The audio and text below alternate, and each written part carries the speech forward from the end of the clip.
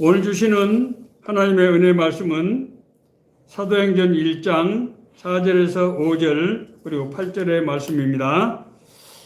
제목을 약속하신 성령을 기다리라 이렇게 붙였습니다. 우리 다 같이 한 목소리로 함께 읽도록 하겠습니다. 사도와 함께 모이사 그들에게 분부하여 이르시되 예루살렘을 떠나지 말고 내게서 들은 바 아버지께서 약속하신 것을 기다리라. 요한은 물로 세례를 베풀었으나 너희는 몇 날이 못되어 성령으로 세례를 받으리라 하셨느니라. 오직 성령이 너희에게 임하시면 너희가 권능을 받고 예루살렘과 온 유대와 사마리아와 땅끝까지 이르러 내 증인이 되리라 하시느니라. 아멘. 오늘 날씨가 몹시 추운 것 같습니다. 금년 들어서 가장 추운 날씨라고 합니다. 그럼에도 불구하고 하나님의 사랑과 우리 신앙의 열정이 이 추운 날씨를 이제 녹이고 하나님의 빛을 발할 줄 믿습니다. 우리 교회 2026년도 금년도 비전 표어가 내가 너희를 사랑한 것 같이 너희도 서로 사랑하라. 그렇게 우리가 이제 받들었습니다. 그리고 이 사랑은 하나님의 본성이기 때문에 성령을 통해서만 우리 안에서 역사하신다. 그렇게 말씀드렸습니다. 물론 인간적인 사랑이야 자기 육신으로 하는 것이지만은 하나님의 사랑, 하나님께서 우리에게 주신 사랑은 성령을 통해서만 역사하신다고 하는 것입니다. 하나님이 영이시기 때문에 성령이 하나님이 영이시기 때문에 그런 거죠. 자, 그래서 이 하나님의 은혜로 구원받은 사람들은 자기 마음속에 우리 심령 속에 하나님의 영, 성령이 역사하기 때문에 사랑의 능력을 갖게 되고 사랑이 충만하게 됩니다. 사랑으로 이끌림을 받게 되는 거예요. 그래서 이제 우리가 구원받고 거듭난 사람에게 나타나는 첫 번째 현상은 마음속에 말할 수 없는 평안과 기쁨과 사랑의 감정으로 충만해지는 것입니다. 그래서 잘 모르는 사람을 봐도 마음이 편하고 따뜻해지고, 제가 1976년도 3월 달에 하나님의 큰 은혜를 받고 처음 나가는 교회에 있는데 은혜를 받고 나니까 전부 성도들 한 100여 명 되는 조그마한 교회에 있는데 성도들 처음 보는 분들 아닙니까? 서로 손을 잡고 그리고 남성들은 서로 포옹을 하고 그런 일이 있었습니다. 왜 그렇습니까? 그의 마음속에 성령의 은혜가 임할 때 사랑이 풍성해진다는 거예요. 뿐만입니까? 이런 사랑의 은사가 나타날 때 자기 질병이 치유되고 특히 마음의 상처가 치유되고 기도가 응답되고 하나님의 음성을 듣고 인도하심을 받게 되는 이상한 현상들이 나타나는 거예요. 이게 무슨 현상이에요? 성령의 역사하시는 그런 능력들, 현상들이 나타난다고 하는 것입니다. 자, 그런데 이상한 것이 한 가지 있습니다. 자기가 복음으로 구원을 받고 거듭나서 하나님의 사랑이 우리 안에 있다고 말씀드렸는데 막상 사랑을 실천하려고 하면은 그게 쉽지 않더라는 거예요. 더구나 사랑 중에서 가장 근본적이고 큰 사랑이 뭡니까? 하나님의 복음을 전하는 것이지요. 그런데 복음을 전하는 것이 그렇게 쉽지 않더라는 거예요. 여러분, 논리적인 모순 아닌가요? 우리 안에 하나님의 사랑이 구원으로 은혜로 인해서 임재하고 있는데 그것을 막상 실천하는 것이 여러 가지 어려움이 생기고 쉽지 않더라고 하는 것입니다. 심령 안에 하나님의 사랑의 능력이 내재하는데 그것은 성령에서 비롯된 것인데 내 삶 속에서 성령의 능력이 나타나지 않는다. 이게 얼핏 들어보면은 이게 모순처럼 들리잖아요. 그런데 이것이 사실이라고 하는 것입니다. 자, 오늘 이 말씀은 예수님께서 제자들에게 성령 강림을 약속하신 거예요. 그래서 제자들은 이 약속에 따라서 성령의 은혜를 받고 삶이 변화되고 저들의 사역이 불이듯이 일어나게 된다는 바로 그 얘기예요. 자, 그런데 여러분 어떻습니까? 예수님의 제자들이 처음부터 이렇게 성령의 능력을 덧입어서 사랑을 실천하고 복음을 전했습니까? 그렇지 않습니다. 예수님께서 십자가의 고난을 받으신 후에 기독교들에 대한 태도적인 박해가 예루살렘에서 시작되었어요. 그래서 예루살렘에 있던 제자들이 더 이상 예루살렘에 머물 수가 없었던 것입니다. 그래서 어떻게 했습니까? 예수님께서 갈릴리 호숫가에서 나를 따라오너라 내가 너로 사람을 낳는 어부가 되게 하리라. 그래서 온 유대를 돌아다니면서 사랑을 실천하고 복음을 전했던 사람들이 다시 갈릴리 어부로 돌아가고 말았단 말입니다. 왜 그렇습니까? 박해를 견뎌내고 그것을 뚫고 능력할 수 있는 그런 능력이 없었던 것이죠. 그러자 부활하신 예수님께서 제자를 찾아가서 갈릴리로 가셔서 그들과 40일 동안 함께 계시면서 제자들에게 다시 예루살렘을 불러 올리십니다.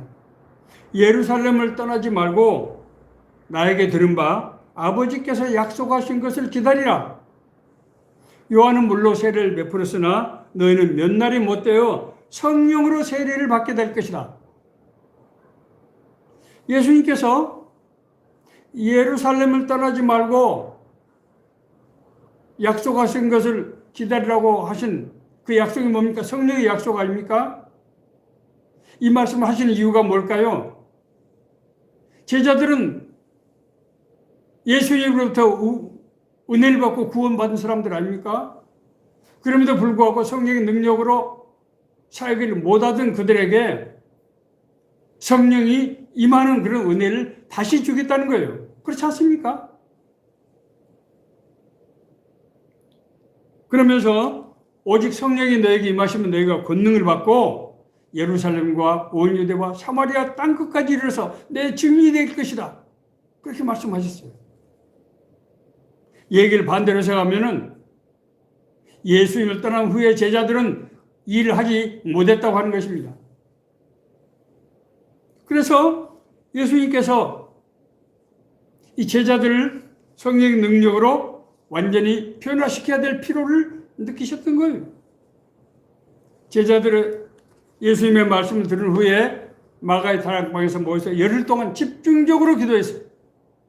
뭘 위해서 기도했겠습니까? 약속하신 성령을 기다리라고 했으니까 성령 강림을 간절히 사모하는 마음으로 기도하지 않았겠습니까? 그랬더니 위에서 위로부터 성령이 불같은 성령이 각자에게 임했어요. 그래서 이들이 성령 충만해서 방언을 하고 나가서 복음을 전하는 그런 놀라운 역사가 일어났단 말입니다. 제자들에게 성령이 임하자 이들에게 기사와 표적이 막 일어나는 거예요. 사람들이 이 기사와 표적이 하나님이 함께 하시는 것을 보고 모이기 시작했고, 그래서 예루살렘이 완전히 성령의 능력으로 뒤집어지게 된 겁니다. 뿐만입니까? 이 사람들은 더 이상 이제 과거의 유대교로 돌아갈 수가 없었어요. 성령의 은혜를 받고 변화받는 삶을 살다 보니까 과거의 형식적이고 율법적인 그런 제사에 돌아갈 수가 없었단 말입니다. 그래서 그 사람들이 모여서 성령교회, 사도행전적인 성령교회가 이루어지게 된 것입니다. 오늘날 우리가 섬기고 있는 교회예요. 자, 그래서 오늘은 우리가 성령은 어떤 분이신가? 성령은 어떻게 역사하는가?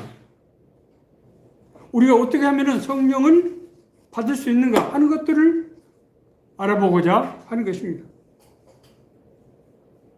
자, 그런데 이 성령님은 언제 오셨습니까? 예수님께서 고난 받으신 후에 부활 승천하시고 나서 그 예수님의 사역을 이어서 성령님이 오셨어요. 그러니까 성령님은 예수님의 사역을 이어받아서 수행하는 것입니다. 그러므로 예수님과 성령님과의 관계를 우리가 성경에서 먼저 찾아봐야 돼요.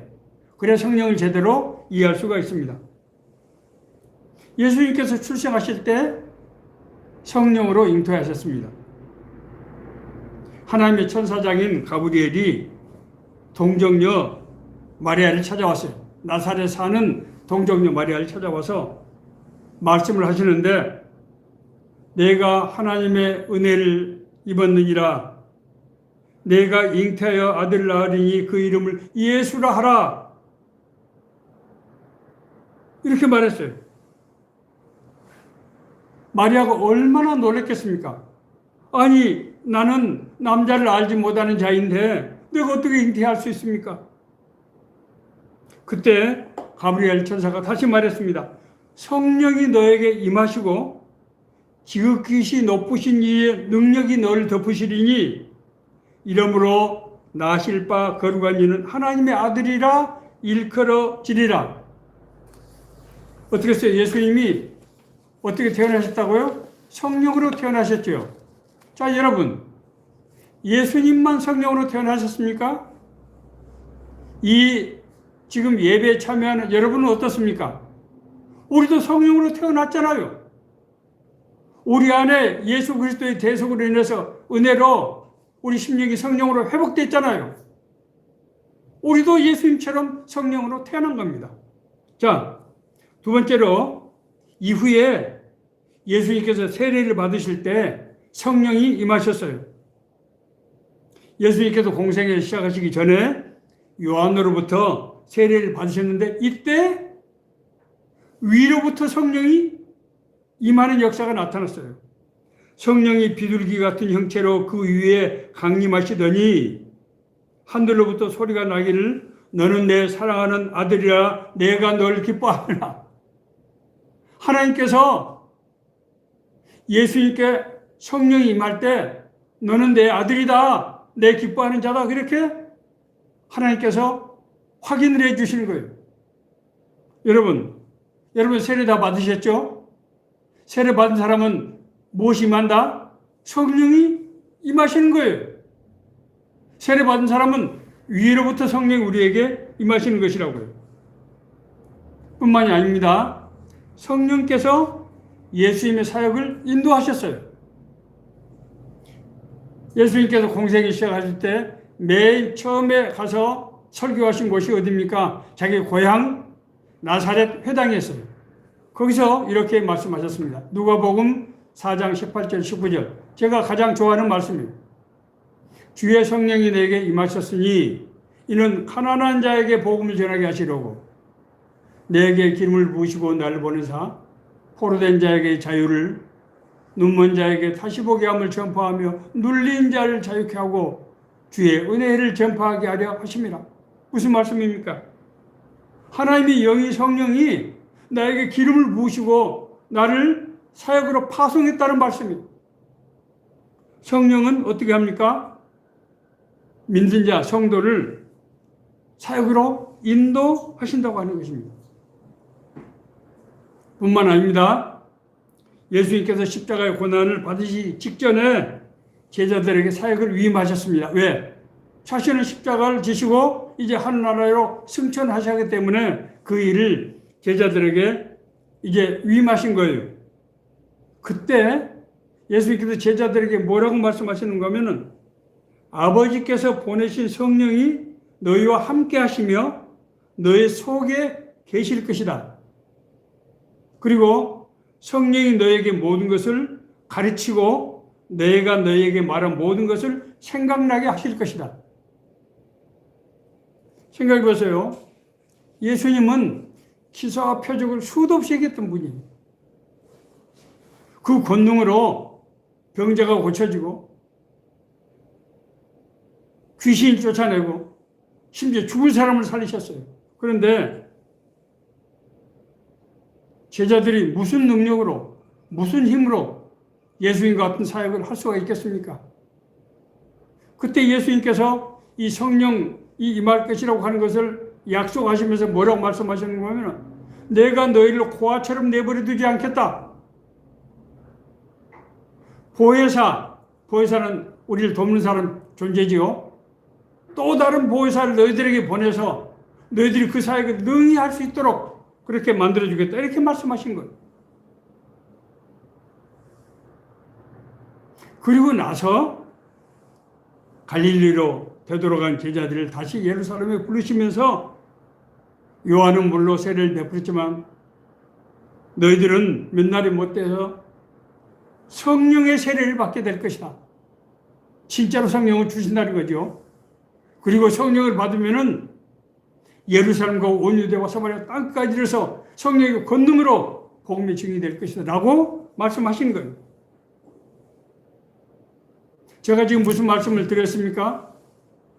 예수님에게 임하신 출생부터 사역까지, 하나님 나라 갈 때까지, 사역을 위임할 때까지 그 성령이 예수님을 따라서 구원받고 거듭난 사람, 예수님 따라서 사는 모든 사람들에게 똑같이 임했다는 거예요.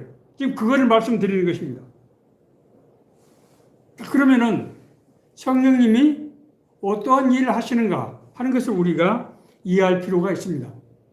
첫째로 성령님은 택한 사람을 보호하시고 인도하시고 가르치세요. 제가 목회를 하면서요, 제일 걱정되고 두려웠던 것이 뭡니까? 목사는 대개 일주일에 적어도 최소한 3번 정도 설교를 해야 되거든요. 그러면 1년이 52주죠. 그러면 몇 번입니까? 160번에서 170번 사이에 설교를 해야 되는 거예요.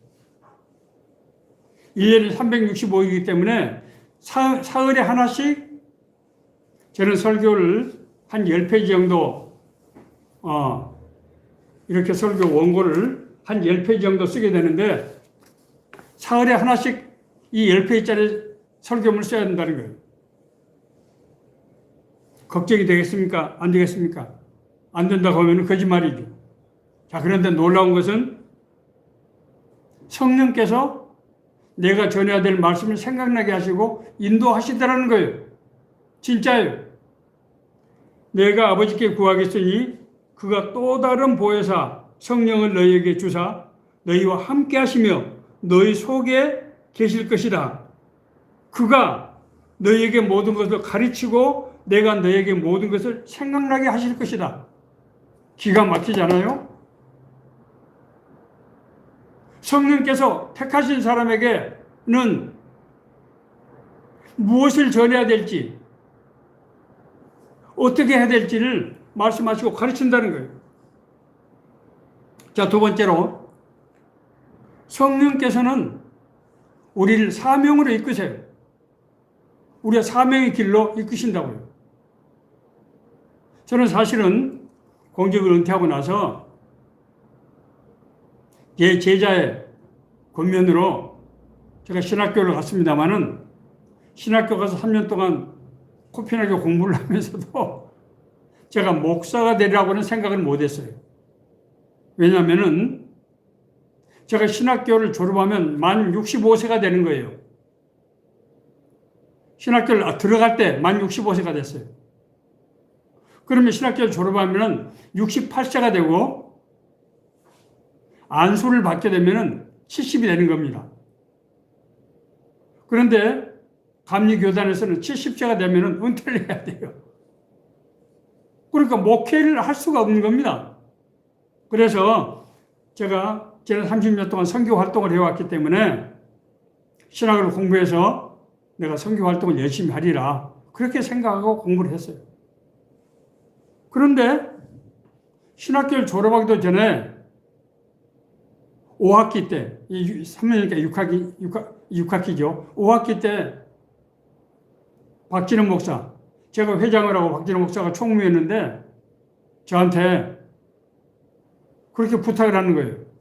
회장님, 저의 고등학교 동문들이 교회를 하나 세운다고 하면서 나보고 목회를 하라는데 난 도저히 자신이 없습니다. 회장님이 나 좀 도와주시면 안 될까요? 그래서 나는 사실 별 생각 없이 그래? 내가 도와주지 뭐. 이렇게 약속하고 말았어요. 그랬더니 이 양반 얼굴이 환해지는 거예요. 사실은 제가 도와주겠다는 얘기는요, 가끔 한 번씩 도와줄 기회가 있으면 도와주겠다는 얘기고, 그것은 뭐 설교 정도 한 번씩 내가 맡아서 해줄 수 있다, 이런 정도의 생각이었어요. 그런데 제가 목회자가 될 것은 생각을 할 수 없었습니다. 이 나이 먹은 저에게 누가 안수를 해주고 목회 길로 인도하겠습니까?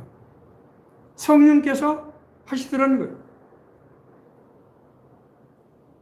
예수님을 사명으로 이끄신 분은 성령님이세요. 주의 성령이 내게 임하셨으니 이는 내게 기름을 부으사, 기름을 부으시고 나를 보내사 파송했다는 거 아니에요? 가난한 자에게 복음을 전하게 하시려고, 포로된 자에게 자유를, 눈먼 자에게 다시 보게 함을 전파하며 눌린 자를 자유케 하고 주의 은혜를 전파하게 하려 하심이라.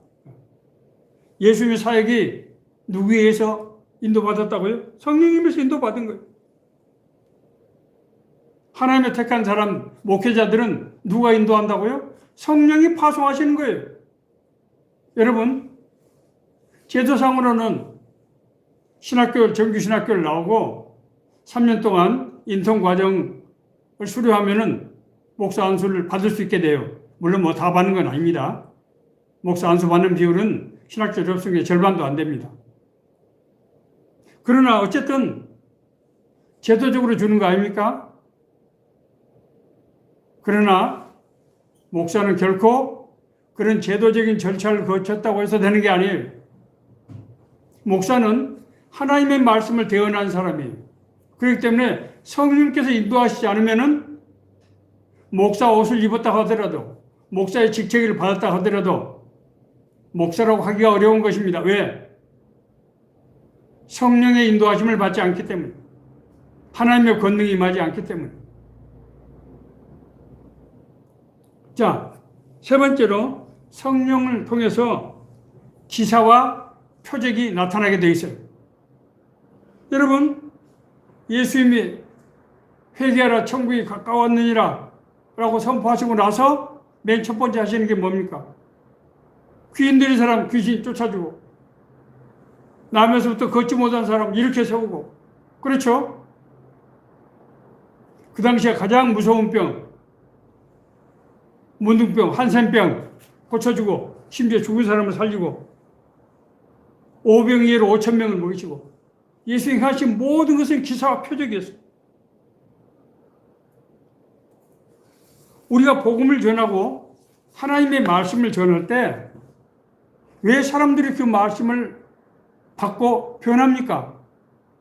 사람이요, 좋은 말씀, 은혜의 말씀, 감동적인 말씀을 하면은 감동을 받고 감격하고 할 수 있어요. 그런다고 해서 그 사람이, 죄인이 하나님의 백성으로 거듭납니까? 천만의 말씀. 절대로 그런 일은 없습니다. 사람의 몸을 깨달았다고 해서 죄가 없어지고 새롭게 거듭나는 것이 아니에요. 그것은 성령의 역사예요. 성령의 권능이라고요. 우리가 구원받고 거듭난 것은 성령의 권능으로 그렇게 된 거예요. 뿐만 아니라 하나님께서 택하신 사람, 성령을 임한 사람들에게서 그 사람을 통해서 다른 사람들이 병이 치유받고 하나님 앞에 돌아오게 되는 역사가 나타난다는 거예요. 제 제자들 중에 평신도인데 기도할 때 병이 나는 역사가 나타나는 사람들이 한두 사람이 아니에요. 저는 처음에는 도저히, 아니 평신도에도 이런 일이 일어나는가? 이런 얘기들을 몇 사람을 통해서 들으면서 성경에 나와 있는 말씀이 역사하는 것을 제가 확실하게 알게 되었습니다. 자, 그러면은 이제는 우리가 성령을 받기 위해서는 무엇을 어떻게 해야 되는가? 라는 것을 우리가 알아야 되겠죠. 자, 그런데 이 앞서서 우리가 어떻게 하면 성령을 받고 성령의 능력을 행할 수 있는가, 이것을 알려고 하면은 성령이 어떤 분인지, 성령의 본질이 무엇인지를 알아야 되는 거예요. 성령이 어떤 분인지를 알아야 우리가 어떤 역사를 할 수 있을지, 어떻게 해야 될지를 이해할 수 있는 것 아니겠어요? 성령은 삼위의 하나님이에요. 다시 말씀드리면은 성령님은 하나님의 영이라는 거예요. 성부 하나님, 성자 예수님, 성령 하나님. 예수님께서는 하나님의 구원의 계획을 이루기 위해서 십자가에 대속하심으로써 구원의 기틀을 만들었어요. 토대를 만들었다고요. 구원의 근거를 만드신 거예요. 그러나 예수님은 부활 승천의 사람나라로 올라가셔 버렸어요. 그러면 이 세상에서 사람의 심령을 구원하고 하나님의 역사를 이루는 것은 누가 해야 됩니까? 성령이 하시는 거예요. 성령님의 역할이에요. 다시 말씀드리면은 성령께서는 우리 구원을 이루고 구원받은 사람의 삶에서 성령의 능력과 성령의 뜻 가운데서 하나님의 나라를 이루신다는 거예요. 성령은 우리를 구원하시기 위해서 역사하시고 우리 삶을 통해서 하나님의 뜻과 계획을 알게 하시고 그 일을 우리와 동역하며 이루신다는 거예요. 이것이 성령이 하시는 일이에요. 성령은 하나님의 영이기 때문에 단순한 신비한 초능력이 아니에요.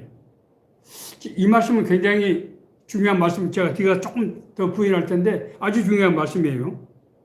성령이 인격이시라는 거예요. 성령은 그냥 무슨 초능력, 우리가 보통 성령은 초능력이라고 이해하는데 성령은 인격이시라는 거예요. 감정과 의지를 갖고 있다고 하는 것입니다. 인간처럼. 그래서 성도와 교제가 되고 소통이 되고 우리 마음을 헤아리시고 우리와 함께 하실 수 있는 거예요. 성령께서 이런 일을 행하기 위해서 하나님의 지혜와 권능을 행하시는 거예요. 성도가 행하는 일은, 하나님의 일은 성령의 권능이 임하면서 역사가 이루어지기 때문에 성령 받은 사람은 반드시 뭐예요? 하나님의 뜻과 계획을 알 수 있게 된다는 거예요.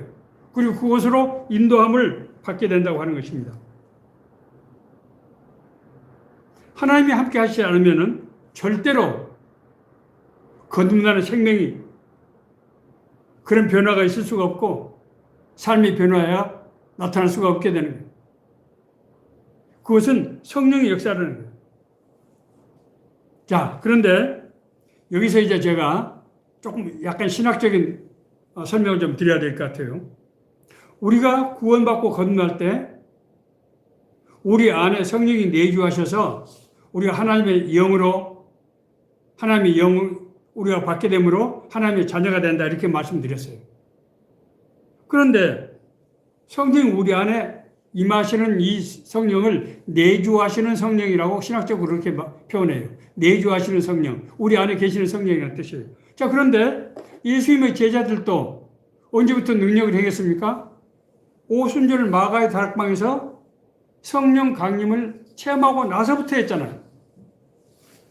오순절 마가의 다락방에서 위로부터 임하시는 성령을 위로부터 임하시는 성령이라고 표현해요, 우리가. 그러면은 내주하시는 성령과 위로부터 임하시는 성령은 같은 분인가 다른 분인가 하는 문제가 당연히 제기되겠죠. 자, 제가 이 말씀과 관련해서 제가 부끄러운 간증을 한번 해야 돼요. 우리 교회에서는 제가 한두 번 말씀드린 적이 있어요. 제가요 86년도 7월에 하나님의 큰 은혜를 받고 도저히 가만히 있을 수가 없었어요. 그런데 내가 그 당시에 경제기획원에서 근무하던 시절인데 저는 아침 7시에 일어나서 8시 전에 집에서 출근해서 밤에 집에 들어오면 보통 11시가 넘었어요. 그러니까 제가 언제 심지어 주일날도 365일 출근한 적도 있었어요. 그러니까 언제 다른 데서 할 수가 없잖아요. 그런데 그 당시에 직장 신의회가 유행했어요. 그래서 제가 경제기획원에 기독신의회를 창설했습니다. 자, 그런데 우리 신의회 회원 중에 자기가 성령의 은혜를 받았다고, 성령의 능력을 받았다고 자랑하면서 우리 교회 전도사님이 그런 능력을 갖고 계신 분이라는 거예요. 우리 회원들이 그 말 듣더니, 우리도 한번 성령 은혜를 한번 받아봤으면 좋겠다 그러는 거예요. 그러니까 제가 어떻게 해요? 우리, 처음에는 다들 갈 것처럼 하더니 다 오지는 않고, 금요일 날 밤늦게 8명이 이제 과천에 있는, 산에 있는 조그마한 교회더라고요. 그 교회를 가게 됐습니다. 거기서 이제 찬양을 하고 기도하고 한참 하고 나서 마지막에 한 2시간 가까이 지났는데 이 전도사님이 우리 8명을 한 사람 한 사람 다 세우는 거예요. 그래가지고 이렇게 막 안수를 하는 겁니다. 그러니까 안수 받은 사람들이 막 뒤로 벌렁벌렁 넘어지는 거예요. 그래서 한 사람, 두 사람, 세 사람, 네 사람, 다섯 사람, 여섯 사람, 7사람 제가 마지막에 서 있는데 저는 넘어졌겠어요? 안 넘어졌겠어요? 안 넘어졌어요. 다른 사람들은 막 성령을 받아서 넘어지는데 저는 안 넘어지는 거예요. 제가 말은 안 했지만은 내려오면서 속으로 비참한 생각도 들고 가만히 생각하니까 황당하기도 하고, 아니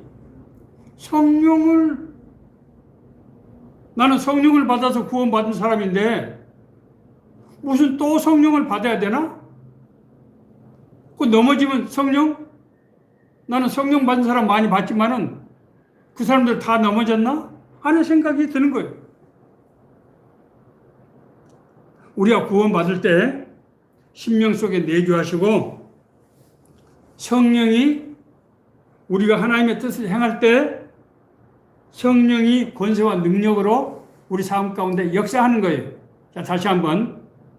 우리가 구원받을 때 성령이 우리 안에 내주하셔서 우리가 성령의 성품을 받게 돼요. 그래서 성령의 8가지 열매, 여러분 아시죠? 사랑과 희락과 화평과 자비와 양성과 충성과 오래 참음과 이런 성령의 변화 성품이 우리에게 나타나는 거예요. 자, 그런데 그렇다고 해서 우리에게 성령의 기사와 표적 같은 성령의 권세와 능력이 다 나타나는 것은 아니에요. 그것은 언제 나타납니까? 하나님의 일을 할 때 나타나는 거예요. 하나님의 필요에 따라서 꼭 하나님의 그런 능력이 필요할 때 그때 성령이 역사한다고 하는 것입니다. 성령은 인격이시기 때문에 우리보다도 우리 마음을 더 잘 아세요. 그렇기 때문에 우리가 성령을 받고 싶다고 해서 받게 해주고 싶다고 해서 성령을 받게 할 수 있다 없다? 그것은 말이 안 되는 얘기예요. 인간이 어떻게 하나님의 영을 조종합니까? 그 사람이 성령의 은사가 있다고 말한, 성령의 능력이 있다고 말한 사람은 일종의 체면이에요. 절대로 그런 데 가면 큰일 납니다. 인간은 성령을 조종할 수 없어요. 성령이 인격이기 때문에 우리가 무엇을 생각하는지, 우리가 무엇이 필요한지를 아신다고 하는 것입니다. 자, 그러면 이제 오늘 결론으로 우리가 성령을 받으려면 어떻게 해야 되느냐? 여러분, 성령이 임하시지 않으면 하나님 나라에 대한 소망이 없고 일한다고 하더라도 성령의 권능이 나타나지 않아요. 왜? 성령은 하나님의 나라의 일을 하기 위해서 오신 분이기 때문에. 예수님께서 하나님 나라 일을 하기 위해서 우리를 성령을 회복시키시고 성령이 회복된 사람이 그의 삶을 통해서 성령의 권세와 능력이 나타나야 하나님의 나라가 이루어지는 거예요. 성령은 바로 이것 때문에 오신 거예요. 그렇기 때문에 오직 성령이 너에게 임하시면 너희가 권능을 받고 예루살렘과 온 유대와 사마리아 땅까지 내 증인이 된다 이렇게 말씀하신 거예요. 성령의 능력은, 성령의 역사는 하나님 나라의 증인이 될 때 임하는 거예요. 내가 원한다고 해서 되는 것이 아니에요. 내 필요에 따라서 되는 것이 아니라는 거예요. 자, 그러면은 우리가 성령 받으려면 어떻게 해야 되느냐? 성경은 하나님의 일은 구하고 찾고 두드리라 그렇게 말씀하셨어요.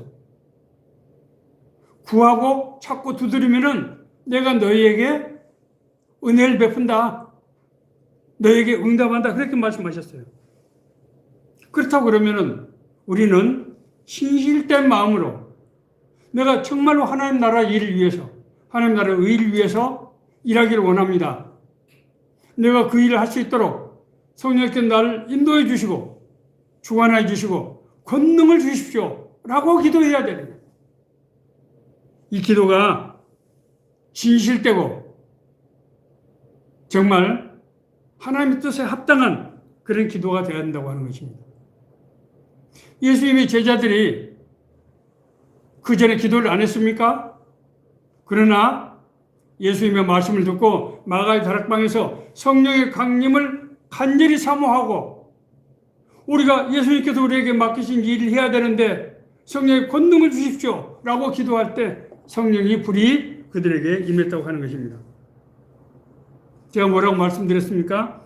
성령이 역사하시는 목적은 하나님의 뜻을 이루기 위한 것, 하나님의 계획을 이루기 위한 것이라고 말씀을 드렸습니다.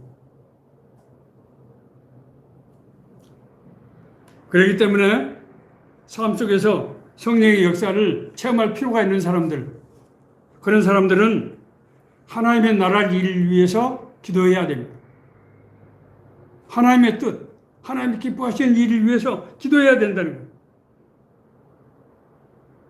많은 성도들이 기도를 하는데 하나님의 뜻을 구하기보다는 자신의 필요를 위해서 하는 기도가 많고, 더러는 기도를 하는데 신실하지 않은 그런 기도를 또 습관적으로 반복적으로 그냥 생각 없이 하는 그런 기도도 없지 않은 것 같아요. 그런데 성령께서는 하나님의 나라 일을 위해서 역사하시기 때문에 우리가 하나님의 나라와 의를 구할 때 하나님께서 은혜를 베푸신다고 하는 것입니다. 자, 그러면은 여기서 또 문제를 아마 제기하실 거예요. 아니, 그러면은 꼭 하나님의 나라 일 아닌 내 개인의 일, 내가 처해 있는 형편과 처지와 그런 걸 위해서 기도하면은 하나님께서 기도를 안 들으시고 냉담하시는 건가요? 그렇지 않습니다. 하나님은 우리 아버지세요. 하나님은 우리 아버지시라고요. 그렇기 때문에 하나님은 우리에게 필요한 것이 무엇인지를 아시고 너희가 무엇을 입을까 무엇을 먹을까 염려하지 말라. 이는 다 이방인들이 구하는 거라. 불신자들이 구하는 거라. 너희는 먼저 하나님 나라 의를 구하면은 이 모든 것을 너에게 더하신다. 여기서 하나님의 나라 일은 우리가 하나님의 자녀로 세상에서 떳떳하고 당당하게 사는 것이 하나님의 뜻이죠. 아버지가 자녀들에게 못되기를 원하는 그런 부모가 어디 있겠습니까? 다만 우리가 터무니없는 것, 하나님의 뜻에 합당하지 않은 것을 구하는 기도를 하나님이 듣지 않으신다는 거예요.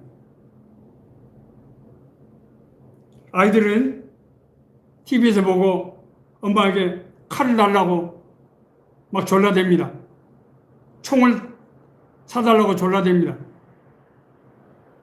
엄마가 사주는 것은 장난감이지 진짜 총을 사줍니까? 어떤 사람이 그렇게 기도하는 걸 저는 들어본 적이 있어요. 하나님 저에게 1,000억을 주세요. 이 사람은 조그마한 사업을 하는 영업자예요. 하나님이 그 사람에게 1,000억을 주면은 그 사람이 어떻게 되겠습니까? 바울 사도는 성령의 권능으로 많은 사람들의 병을 고치고 문제를 해결해 줬어요. 사도행전 바울서신 읽어보세요. 얼마나 많은 기사와 표적을 행했는지 몰라요. 그런데 정작 자신의 질병에 대해서는 하나님께 3번이나 기도했어요. 그런데 하나님께서는 그 기도를 들어주지 않으셨어요. 바울이 얼마나 서운했겠습니까? 그때 하나님께서 깨닫게 해주셨어요. 이는 나의 능력, 하나님의 능력이 내가, 네 바울이 약할 때 너에게 강하게 역사하기 때문이다. 제가 이번에요, 허리가 아파서 지금 만 한 달 됐습니다. 정확하게. 제가 12월 25일 날 발병이 나서 한 달이 됐는데 아주 굉장히 힘들었습니다만은 제가 많은 것을 생각하게 됐어요. 하나님의 은혜다. 하나님께서 나에게 지금 이것을 깨닫게 하시는구나. 모르겠어요. 하나님이 나를 책망하시기 위해서 이렇게 조금 다소 어려움을 주셨는지 모르지만은 저는 그것이 아니고 이 문제를 통해서 제가 겪고 있는 약간의 어려움을 통해서 내 자신을 되돌아보고 앞으로 무엇을 어떻게 해야 될지 하는 것을 깨닫게 되는 계기가 되더라고 하는 것입니다. 하나님의 은혜는 우리가 생각하는 그런 방법이 아닌 우리보다도 우리를 더 잘하시고 우리를 더 사랑하시는 하나님의 방식으로 우리에게 은혜를 베푸신다고 하는 것입니다. 그렇기 때문에 성령을 받기 위해서는 하나님의 뜻에 합당한 그런 진실된 마음으로 순종하는 마음으로 구해야 된다고 하는 것입니다. 자, 그러면은 성도에게 임하시는 성령의 역사는 하나님의 뜻만 이루는 그런 것이고, 그러면 성도는 그냥 하나님의 뜻을 이루는 도구만 된다고 하는 것입니까? 그렇지 않습니다. 성도는 하나님과 동역을 통해서 성령께서 우리 안에 역사하심으로써 우리 삶 속에서 하나님의 뜻과 계획이 이루어지는 과정에서 앞서 제가 말씀대로 우리를 보호하시고 우리를 인도하시고 우리를 가르치시고 우리에게 권세와 능력을 주시고 이 과정에서 우리는 하나님과 동역하는 삶을 살게 된다고 하는 것입니다. 하나님과 동역하는 삶이라고 하는 것이 바로 영생이에요. 이것이 바로 영생의 실체라고요. 지금 우리는 이 은혜를 받은 사람은 하나님 나라 가기 전에 이 세상에서 하나님 나라를 체험하고 하나님 나라 안에서 살고 되는 것입니다. 이걸 구체적으로 말씀드리면 우리가 구원의 은혜를 받고 우리 삶에 하나님의 뜻 가운데 인도를 받고 하나님 주신 지혜와 능력으로 하나님의 은혜로 먹을 것과 입을 것과 살게 되고 하나님의 나라를 이루는 그런 일의 모든 과정에 우리가 동참한다고 하는 것입니다. 이것을 바울 사도는 하나님과 연합으로 설명을 하고 있어요. 이 부분은 아직 중요하기 때문에 제가 본문을 로마서 6장 4절 5절을 제가 읽겠습니다.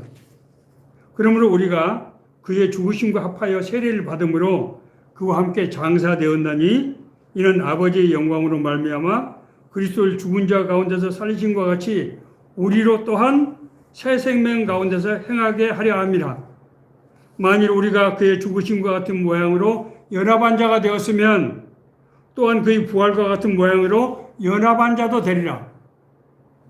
우리가 세례받을 때, 우리가 구원받을 때, 우리가 구원받았다고 하는 것은 그리스도의 죽으심과 삶으로 연합이 됐다는 거예요.